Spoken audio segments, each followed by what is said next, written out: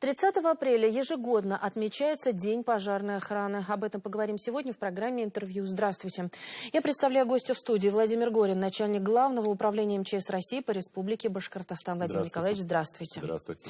Итак, мы с вами говорим о том, что 30 апреля ежегодно отмечается День пожарной охраны. Причем это отмечается уже не то, что не первый десяток, не первое столетие. Да, что это за праздник? Давайте расскажем небольшую историческую предпосылку. Ну да, действительно, 30 апреля, я считаю, что мы отмечаем праздник одной из самых мобильных, быстродействующих и эффективных служб – это пожарная охрана. В 1999 году указом президента Российской Федерации был утвержден праздник государственный День пожарной охраны 30 апреля. Почему 30 апреля? Конечно же, учитывалось о назначении дня. Это все исторические корни создания пожарной охраны. И 30 апреля 1649 года царь Алексей Михайлович подписал указ о градском благочинии, который именно дал развитие, так скажем, пожарной безопасности в целом в стране. Он подразумевал под собой уже создание пожарных дозоров, организацию дежурства, патрулирование города и наказание первое уже тогда, в 1649 году, в этом наказе о градском благочинии были указаны наказания за нарушение, в том числе при обращении с огнем, по-простому сказать, если в те времена. Поэтому история насчитывает действительно, чтобы стать мощной службой, уже более, как вы сказали, более 350 лет, и на сегодня мы этим гордимся. Владимир Николаевич, но МЧС, Главное управление МЧС России, занимается не только тем, что спасает при пожарах людей, из воды, из воздуха, да отовсюду. МЧС всегда приходит на помощь. Но, тем не менее, это и ваш праздник. Конечно. Что подразумевает собой Министерство по чрезвычайным ситуациям? На сегодняшний день все пожарные части, во-первых, это пожарно-спасательные подразделения. У нас каждый пожарный, он на сегодняшний день пожарным спасателем является. И, конечно же, мы участвуем в различных структурах МЧС, Главного управления МЧС по Республике Башкортостан. Входят такие подразделения, как Центр управления в кризисных ситуациях, специальные пожарные части. У нас созданы опорные пункты для тушения крупных пожаров, психологическая служба, которая оказывает помощь при чрезвычайных ситуациях, пожарах, пострадавшим людям, родственникам и так далее.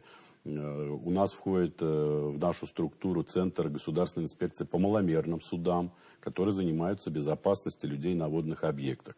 И пожарная на сегодняшний день, конечно же, оказывает содействие не только в тушении пожаров. Мы очень много проводим работ по дорожно-транспортным, реагируем на дорожно-транспортные происшествия. Могу сказать, что даже вот в прошлом году, просто по статистике, мы спасли более 123 человек при дорожно-транспортных происшествиях. Поэтому пожарный на сегодня является универсальным солдатом во всех чрезвычайных ситуациях, в том числе и пожарах. Очень много развития, я вот не договорил, да, на прошлый вопрос, дала, конечно, и советская пожарная охрана. Ранее данный праздник отмечался 17 апреля. И государственные именно меры борьбы с огнем были подписаны в 1918 году, где уже была прописана первоначальная структура пожарной охраны, которая на сегодняшний день, основные корни сохранились. Это государственный пожарный надзор, который также входит в нашу структуру, и создание уже пожарных частей. А, соответственно, при Петре Первом еще появились первые уже круглосуточные дежурства, и первые пожарные депо тогда появились. И на сегодняшний день мы чтим эту историю. Почему говорю? Вот буквально 17 апреля мы отметили 20-летие создания нашей ветеранской организации пожарных и спасателей Республики Башкортостан. Поэтому это тоже была достаточно знаменательная такая дата, и мы это тоже чтим историю. Владимир Николаевич, если вернуться в наши дни, какова статистика на сегодняшний день по пожарам? Может быть, по сравнению с аналогичным периодом за прошлый год стало меньше? Вы знаете, я хочу отметить положительную динамику в целом за последние 5 лет. Если говорить на сегодняшние дни, то у нас более 1600 пожаров произошло, и мы наблюдаем значительную тенденцию снижения пожаров на 15%. К сожалению, конечно, погибло 74 человека уже. Это меньше, да, меньше на 9 человек по сравнению с прошлым годом, но в то же время человеческие жизни, мы говорим, что это трагедия в любом случае. И, к сожалению, уже погиб в этом году один ребенок, подросток. Но в прошлом году было еще более трагично, уже 7 детей мы на этот период потеряли.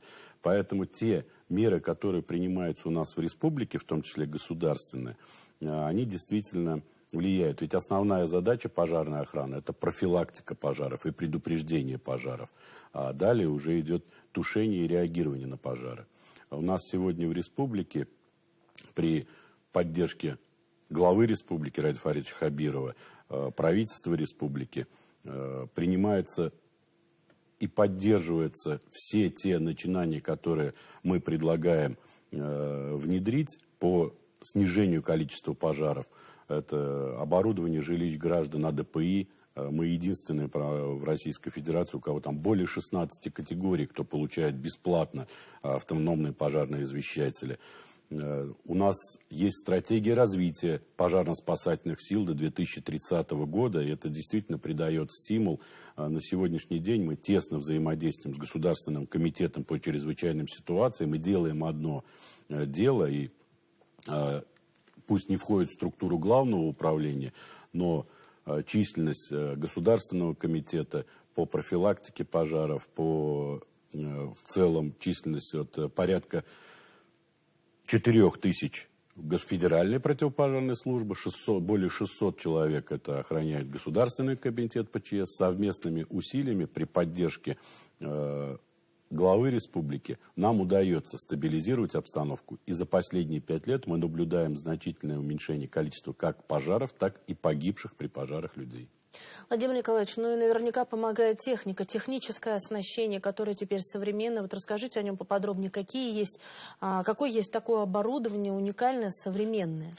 Вы знаете, уникальное, современное, самое эффективное – это те же пожарные автоцистерны, которые подают первый ствол помощи.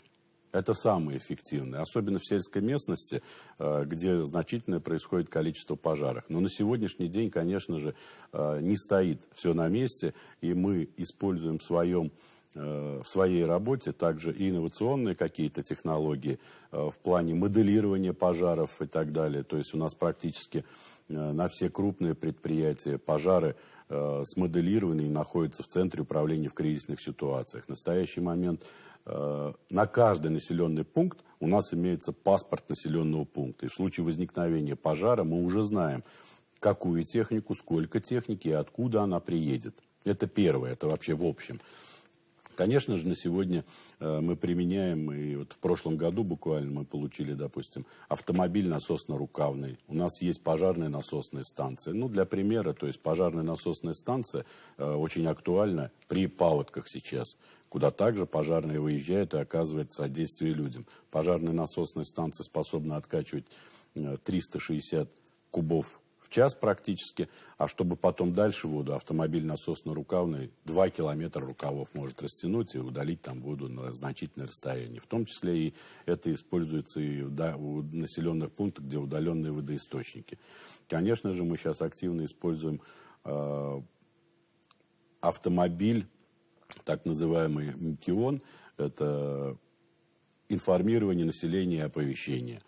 Мы используем активно автомобили управления связи, где в любой точке нашей, так скажем, республики при чрезвычайных ситуациях мы выходим на связь, способны раздать интернет в ближайшем окружении и быть на прямой связи как с министерством, так и всех соорганизовать всю башкирскую территориальную подсистему для ликвидации какой-либо чрезвычайной ситуации. Это очень актуально на сегодняшний день, и я думаю, развитие, получение новой техники. Вот я уже сказал, что в республике есть стратегия развития, которая выполняется постоянно. И пополняется парк новой техники как в республике. Соответственно, республика оказывает содействие и федеральным противопожарным частям. Мы знаем, что для нас федеральной противопожарной части республики было построено 3 уже пожарных депо, и это продолжается. И задача общая, мы работаем на благо наших граждан и на обеспечение безопасности в целом граждан нашей республики. Владимир Николаевич, ну и спецоперация не обошла стороной Главного управления МЧС. Конечно же, спецоперация это, на сегодняшний день, я думаю, наиболее актуально для всех, и мы не можем оставаться в стороне и не остаемся, несмотря на то, что пожарные, конечно же, каждому пожарному я хочу сказать спасибо, которые выполняют здесь в мирное время и являются примером для подражания, может быть, и совершают подвиги. Мы на сегодняшний день, я просто остановлюсь сначала, что за тушение, вообще в целом у нас вот на сегодняшний день погибло 62 пожарных. Это в мирное время при тушении пожаров. 62 пожарных, у нас более 20 пожарных награждены государственными наградами, что, конечно же, за отвагу на пожаре именно. Это придает силы, им огромное спасибо. Но нельзя сказать, и мы преклоняемся перед теми, кто принял решение. У нас 43 огнеборца, которые подписали добровольцами и пошли служить в зону специальной военной операции, подписав контракт с Министерством обороны. 43 огнеборца плюс 34 ветерана пожарной охраны. То есть, кто служил ранее в Главном управлении, сейчас тоже подписали данные контракты. К сожалению, следует отметить, что есть и погибшие, 6 погибших, которых, конечно же, мы открываем мемориальные доски. Вот совсем недавно мы открыли в 4-й пожарной части города Уфы Нурдину Ингирову мемориальную доску. И стараемся работать с семьями погибших наших пожарных, оказывать всяческое содействие. Не только, конечно, кто погиб в НСВО, но и пожарным, которых, я сказал, 62 человека у нас погибло. Конечно же, мы с этими семьями тоже работаем. На сегодняшний день у нас при Совете ветеранов создан фонд специальной помощи СВО. Мы с каждым, кто приходит в отпуск, наши, кто работал у нас, да, мы встречаемся, записываем, какие нужны необходимые оборудования и так далее. И практически раз в 2 недели мы отправляем туда тоже помощь, так скажем, в зону СВО. Стараемся, где служат наши ребята. И, конечно же, принимаем очень активное участие со всеми фондами. У нас подписано соглашение при формировании фондов общереспубликанской гуманитарной помощи. Мы также оказываем это большое содействие. И будем продолжать эту работу, конечно же. Владимир Николаевич, спасибо огромное, что, несмотря на свой плотный график, вы пришли к нам в студию, ответили на наши вопросы. Мы поздравляем и вас, и весь коллектив с этим профессиональным праздником. И пусть у вас будет меньше работы. Наверное, это одно из самых главных пожеланий, чтобы все были живы и здоровы. Спасибо огромное. Спасибо огромное вам.